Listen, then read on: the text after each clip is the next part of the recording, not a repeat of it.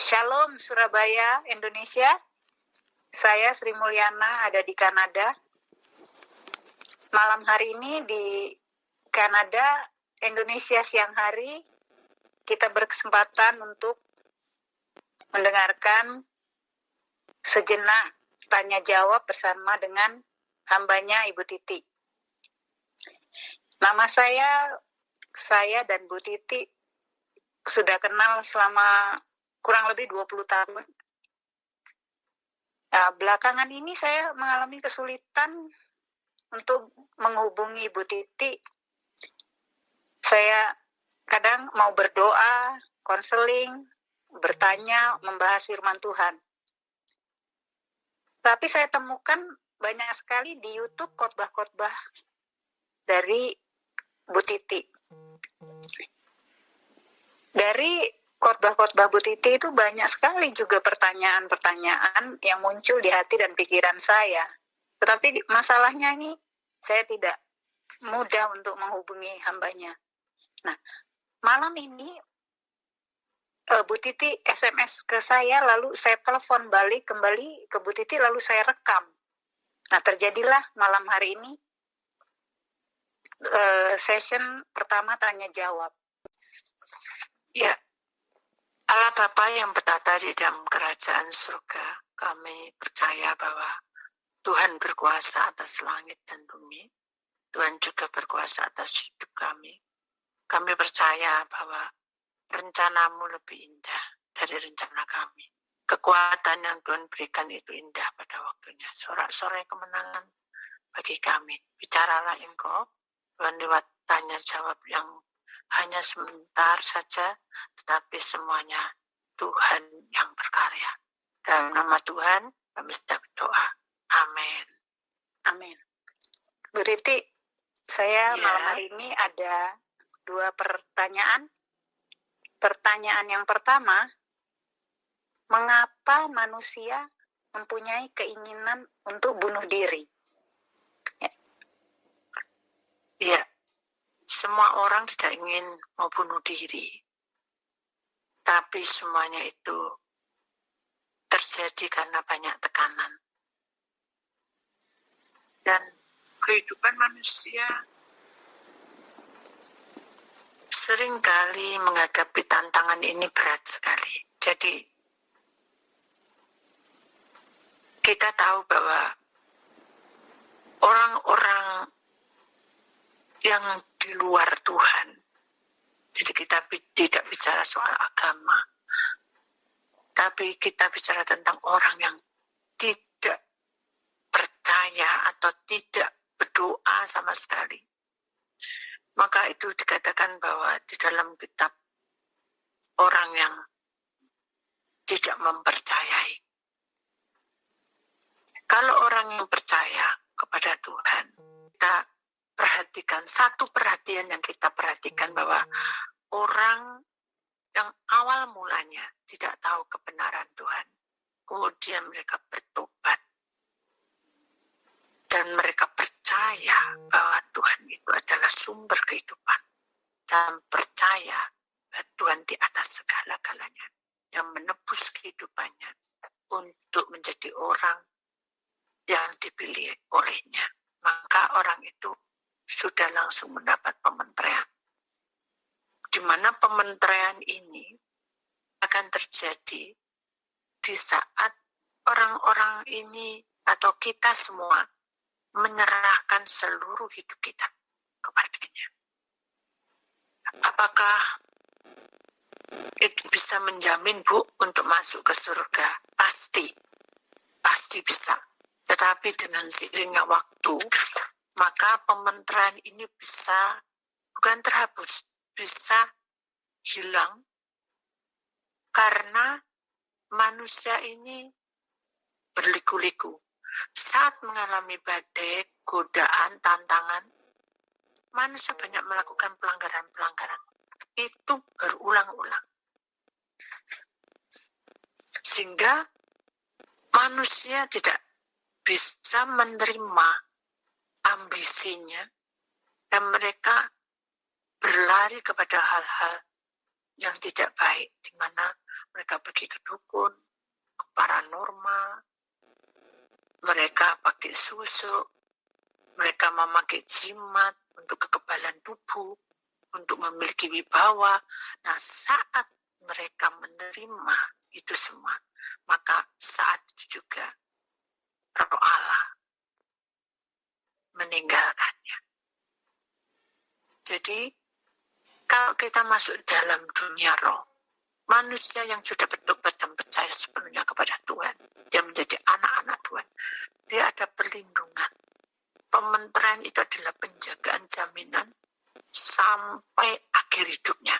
Tapi karena ada pelanggaran dan perjanjian mereka bukan perjanjian dari firman Tuhan, tetapi perjanjian dengan iblis, maka iblislah yang mengambil alih. Sehingga hadirat Tuhan meninggalkan tempat itu. Tempat di mana dalam kehidupan kita ini ada tubuh, ada roh, ada jiwa. Nah, itulah yang harus kita perhatikan. Mengapa manusia, walaupun dia anak Tuhan, bisa melakukan hal-hal yang mempermalukan, yaitu bunuh diri. Karena roh Allah itu tidak ada lagi di dalam hidupnya. Dan apakah Tuhan tidak memberikan pengampunan? Ada. Tuhan memberikan pengampunan. Bahkan Tuhan memberikan waktu kepada kita. Itu adalah tanda bahwa Allah sangat mencintai manusia. Tetapi manusia terbawa oleh hawa nafsunya. Semakin hari semakin ada tekanan-tekanan. Ya, kalau iblis mudah saja mengambil orang yang tidak percaya kepada Tuhan. Dia ambil kehidupannya. Tapi kalau anak-anak Tuhan, tidak bisa semudah itu untuk diambil. Kenapa? Ya karena kita sudah mendapat pementerian penebusan dari Tuhan. Tapi karena pelanggaran itu, apalagi perjanjian dengan iblis, maka hadirat Tuhan itu tidak bisa masuk. Firman Tuhan berkata bahwa terang dan gelap tidak akan bisa bersatu. Di dalam hidup kita gelap, maka tidak ada hadirat terang itu tidak bisa masuk dalam tubuh atau dalam hidup kita sehari-hari. Makanya kalau kita bilang, mengapa manusia kok mempunyai keinginan untuk bunuh diri? Karena sudah jedot. Tubuh ini kan pasti mati, tapi rohnya manusia kemana? Ya pasti menghadap Tuhan. Kalau tidak bagaimana? Ya pasti orang bilang orang secara logika gentayangan. Karena diambil oleh penguasa roh kegelapan. Sehingga kehendak Tuhan itu tidak bisa masuk, tetapi dia diikat dengan roh kejahatan itu. Nah, bagaimana kalau orang-orang yang betul-betul menjadi anak Tuhan dan memang sudah waktunya Tuhan, itu masuk kemah perhentian. Kita kan bukan membicarakan tentang kemah perhentian, tetapi kita bicara tentang bagaimana dan kok bisa manusia itu menginginkan untuk bunuh diri karena tidak punya power lagi, tidak punya kekuatan.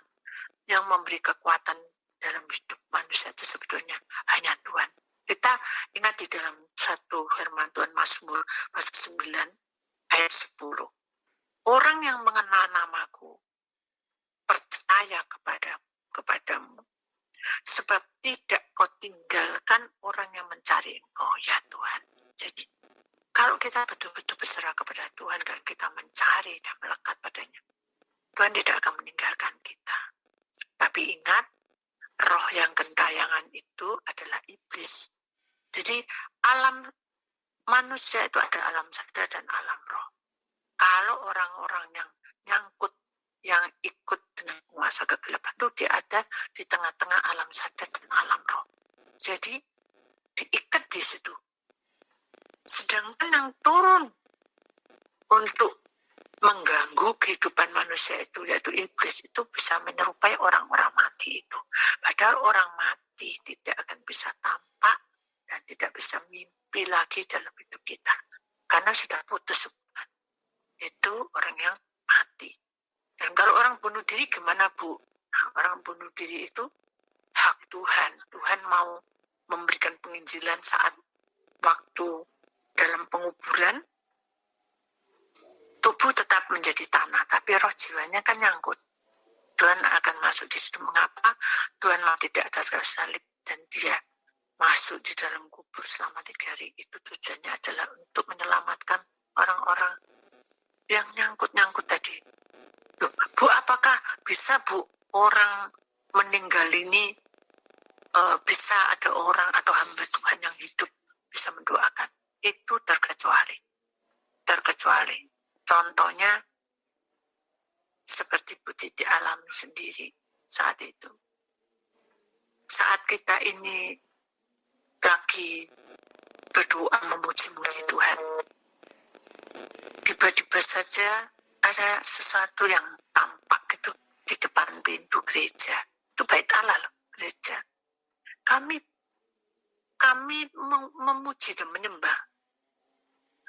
Tapi saya melihat itu, saya pasti berpikir ini setan, datang di dalam nama Tuhan. Apa yang tampak di depan gereja itu Tuhan, kuduskan, sucikan, dan buang ke tengah lautan lepas. Kalau memang itu kuasa kegelapan, buang, hancurkan, keluar, usir. Tetap aja di situ. Akhirnya saya berdoa terus, Tuhan, apa yang saya lakukan? Apa yang harus saya lakukan? Saya tidak punya hak. Saya sih juga tidak ingin kelihatan kayak gitu. Tapi saya melihat ada satu malaikat yang mendampingi saya dan berkata, jangan takut, aku menyertai kamu. Roh yang ada di depan itu adalah roh orang mati. Dalam hati saya, orang mati kok bisa kelihatan? Tapi Tuhan tahu isi hati saya. Tuhan berkata, no, semua orang tidak semuanya bisa melihat, tapi aku izinkan. Walaupun saya tidak melihat wajahnya, tapi pasti ada sosok roh yang di situ. Dan saya bilang, apa yang saya lakukan? Berdoa, menyembah, memuji Tuhan. Saya berdoa. Begitu berdoa memuji Tuhan, malaikat itu berkata, percayakan kamu bahwa Allah yang menciptakan kamu, dan kamu akan kembali kepada Allah. Saya tidak melihat dia bicara atau tidak mendengar dan tidak melihat apapun. Saya hanya melihat malaikat itu bersama dengan roh itu. Tapi setelah itu saya melihat tangga 7. Saya menghitungnya karena roh itu berjalan. Dan saya nggak tahu awalnya. Cuma malaikat mendekati saya, doakan. Aku akan memimpin kamu. Baiklah, kami berbahasa roh memuji Tuhan. Hanya kami melihat dari satu cawan yang besar gitu. Dan dia basuh kakinya. Basuh, saya lihat basuh karena saya guru sekolah minggu dan saya pernah juga membaca bahwa pembasuhan kaki itu ada. Jadi saya percaya bahwa itu adalah pembasuhan kaki karena malaikat itu tampak di situ kiri kanan dan roh itu ada di situ. Dan setelah itu naiklah kamu. Saya dengar seperti itu. Naiklah. Dan pada waktu naik, saya mendengar suara tangga 1. Tapi itu dalam roh ya, bukan tangga 1, bukan gitu. Tapi itu dalam roh saya itu merasakan ada suara tangga 1, tangga 2, tangga 3, tangga 4, tangga 5, tangga 6, tangga 7. Lalu saya lihat ada pintu yang terbuka lebar bercahaya, terang menembus, sangat menyenangkan hati. Begitu saya itu keluar, itu menyenangkan hati. Dan dia berkata, malaikatnya, Hosana, banyak sekali. Sangat menggema, Hosana, Hosana. Anak manusia masuk ke pemberhentian selama-lamanya. Baru dia masuk. Begitu masuk, sudah kita bahasa roh, saya amin. Saya bingung. Kenapa ya itu tadi? Kenapa dia kok bisa mati seperti itu? Ternyata Tuhan tunjukin juga. Waktu doa, Tuhan tunjukin satu penglihatan bahwa orang ini, karena dia putus cinta, dia melamun dan nabrak. Mati di situ. Di dekat gereja itu. Karena dekat gereja yang sebelah sana itu kan agak gelap tengkongan. Itu gereja itu waktu itu ada di Jombang. Tengkongan, jadi memang sering terjadi kecelakaan di situ. Tapi Tuhan, terkecuali Tuhan yang izinkan itu bisa terjadi. Jadi, saya katakan bahwa manusia sebetulnya tidak mengharap kita bunuh diri, ya, tidak mengharap manusia itu bunuh diri, tapi semuanya itu hanya perilaku manusia lah yang menyeret, iblis menyeret kita untuk masuk di dalam hal bunuh diri itu. Jadi itulah jawabannya. Iya, ya, praise the Lord, puji nama Tuhan. Ya. Lalu pertanyaan kedua, apa yang dimaksud dengan akhir zaman? Ya, akhir zaman itu sebenarnya kalau kita masuk dan kita telusuri, kita sering kok mendengar bahwa ini akhir zaman, ini akhir zaman. Mungkin kita akan bisa jenuh sendiri karena perkataan akhir zaman itu sudah berulang-ulang dikumandangkan. Ya, kasarnya gitu. Jadi kita jadi berkata, itu cuma pembicaraan aja. Tapi sesungguhnya mungkin belum waktunya atau bagaimana. Mungkin pembicaraan mereka arah ke situ. Tapi sesungguhnya yang kita katakan akhir zaman itu adalah ketika manusia ini diciptakan oleh Allah Bapa, mulai dari Adam dan Hawa, itu selalu sempurna, tidak bercacat celah, dan tidak ada dosa sedikit pun. Tapi saat Adam dan Hawa jatuh di dalam dosa, maka itulah namanya pelanggaran. Dan pelanggaran itu sangat-sangat dibantu oleh kuasa kegelapan, itu ular. Sehingga keluarlah dia dari Taman Eden. Demikian juga kita bicara tentang maksud dengan akhir zaman. Apa yang dimaksud itu sesungguhnya akhir zaman ini adalah menyingkapkan bagaimana perilaku manusia ini semakin hari semakin banyak orang yang jatuh di dalam dosa. Jadi orang-orang yang jatuh di dalam dosa tidak peduli itu anak-anak dunia, tidak peduli itu anak-anak Tuhan. Kita tuh tidak bisa sempurna 24 jam. Tetapi Tuhan itu memberikan waktu kepada kita untuk masuk di dalam suatu pertobatan.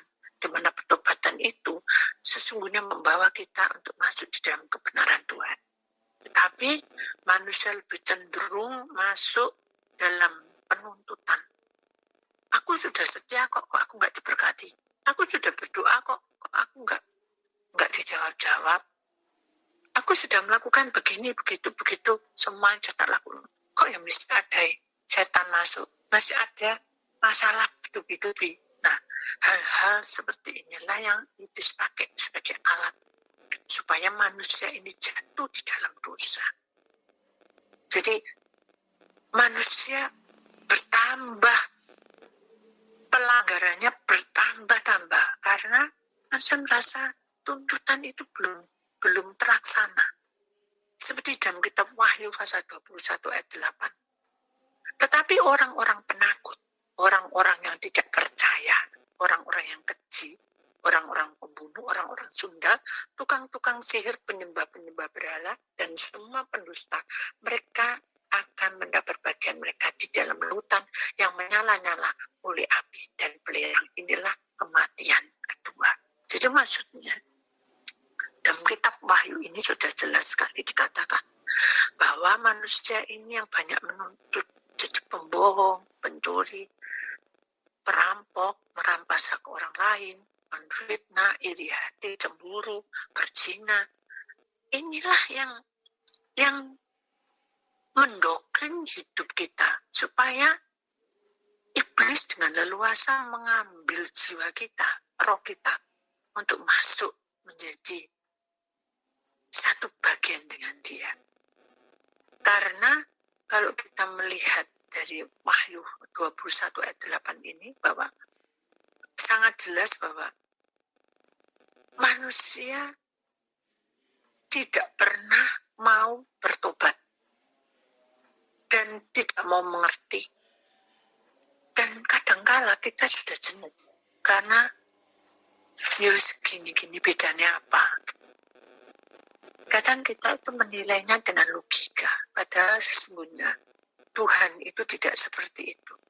Dia berikan waktu kepada kita agar ini semakin hari kita taat kepadanya, dan Tuhan memberikan kesempatan kepada kita untuk betul-betul tahu bahwa semakin kamu melanggar, manusia melanggar, bukan karena gini, akhir zaman itu bukan karena dunia sudah mulai rapuh, banyak bencana alam, banyak perubahan cuaca segala macam. Ini mau kiamat. Bukan, itu hanya tanda-tanda. Tapi sesungguhnya yang dikatakan akhir zaman itu adalah semakin manusia ini jatuh di dalam dosa. Inilah yang dinamakan akhir zaman, di mana Allah yang menciptakan langit dan bumi, menciptakan manusia ini yang sempurna, serupa dengannya, dengan Allah. Dia tidak ingin kita masuk ke neraka. Makanya pada saat kita banyak pelanggaran, ini yang dinamakan akhir zaman. Jadi kita harusnya lebih paham bahwa sesungguhnya saat kehidupan kita ini semakin sulit, kondisi semakin sulit, keekonomian dunia juga semakin sulit, semakin tempuruk dalam kehidupan kita, semakin manusia kacau, kita seharusnya harus sadar bahwa sesungguhnya kita ini tidak boleh menuntut atau membuka celah supaya iblis itu mengambil bagian. Karena dengan kejadian memburuknya ekonomi ini, maka iblis itu akan menguasai ekonomi dunia ini. Itu yang dinamakan detik-detik di mana manusia sudah tidak ada jalan lain. Lari kemana? Sementara perekonomian ini sudah kacau, sudah keadaan tidak karu-karuan. Jadi itu yang membuat kita harus sadar bahwa iblis menunggangi manusia. Dia mengambil dan menggunakan situasi yang sesulit ini dalam ekonomi dunia ini dengan cara dia akan akhirnya menciptakan sesuatu yang seperti dalam firman Tuhan di Wahyu bahwa 666 itu akan ada, sehingga mudah iblis mengendalikan karena manusia sudah tidak ada lagi yang bisa memberikan satu pertolongan, semuanya jatuh. Dalam posisi seperti inilah iblis mengambil alih. Jadi dia akan memberi kesenangan, iblis akan memberi kesenangan kepada manusia yang akhirnya membawa maut. Dan iblis mau supaya manusia ini dibawa untuk masuk di dalam hukumnya, dalam penghakiman Allah, supaya masuk ke neraka. Itu intinya sebetulnya. Makanya kita harus waspada bahwa sesungguhnya ini makin hari, makin perkara ini makin besar. Posisi sudah mulai tidak karu-karuan. Dengan kondisi yang seperti ini, kita sudah nggak ada jalan lain. Kita cinta keluarga, kita cinta anak, papa, mama, orang tua kita. Karena siapa yang bisa dipercaya? Tidak ada. Tapi iblis juga masukin juga dengan tanda yang sangat tidak asing lagi, yaitu cloning. Jadi kalau kita cinta papa kita ini satu-satunya penolong. Maksudnya dalam arti mungkin keuangan, mungkin yang bisa mengatur perusahaan atau apa. Dengan kondisi papanya meninggal, iblis itu bisa membawa manusia itu supaya orang tua ini bisa di-cloning wajahnya. Maaf, Jadi, sebentar. hal-hal seperti ini Sebentar, akan Bu Titi. terjadi. Bu Titi, Ya, sekarang yang dimaksud dengan cloning itu apa, Ibu Titi? cloning itu adalah suatu proses di mana teknologi dengan kepandaian manusia, dia akan menciptakan yang serupa dengan yang mati itu. Okay. Entah diambil sarafnya, entah diambil, itu ada kok. Kalau kita mau baca di YouTube, lihat aja, tinggal ketik cloning, itu ada semua. Nah, itu mengerikan sekali. Kita ingat Menara Babel. Menara Babel, karena orang pandai tidak ingin bertemu dengan Tuhan. Kayaknya benar.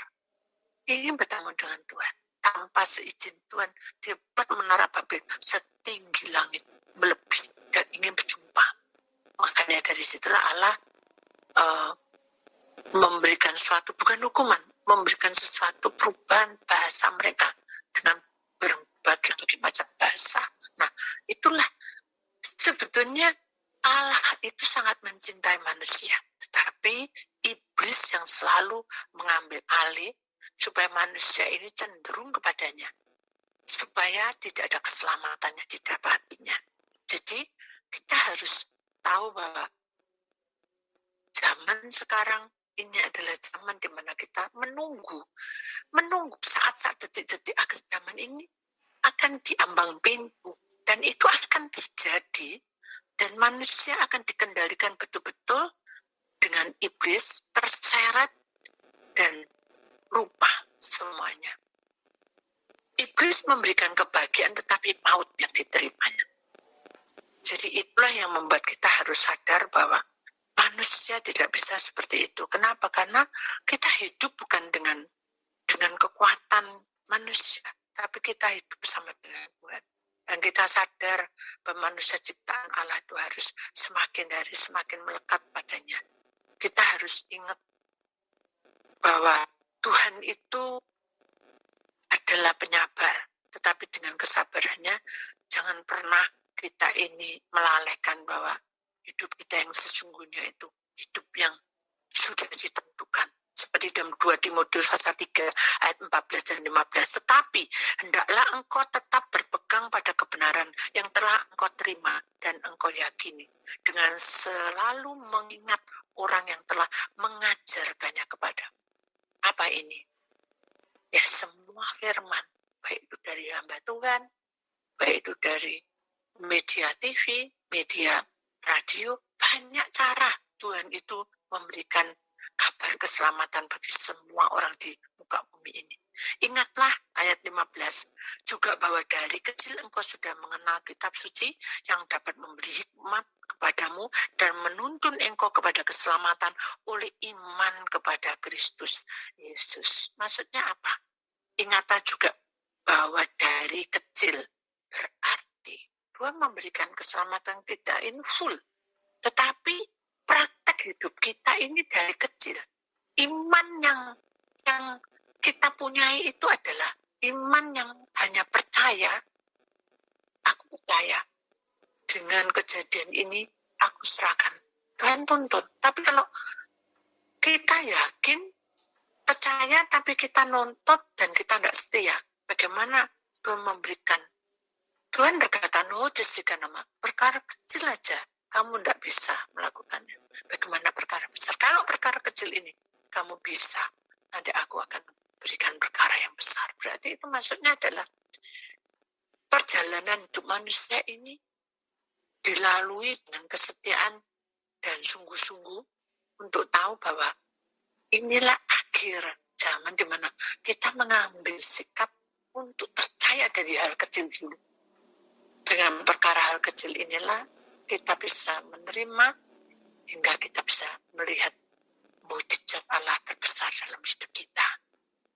Itu intinya seperti itu. Ya, Bu Titi, terima kasih atas penjelasannya. Sekarang saya akan berpesan kepada pendengar, jangan kecewa dan tetap setia iring Tuhan Yesus. Nah, saya juga mau menambahkan, karena kesibukan hambanya Bu Titi pelayanan, terkadang sulit menghubungi Bu Titi. Nah, jadi saya menyarankan terus ditelepon, terus di SMS sampai dijawab.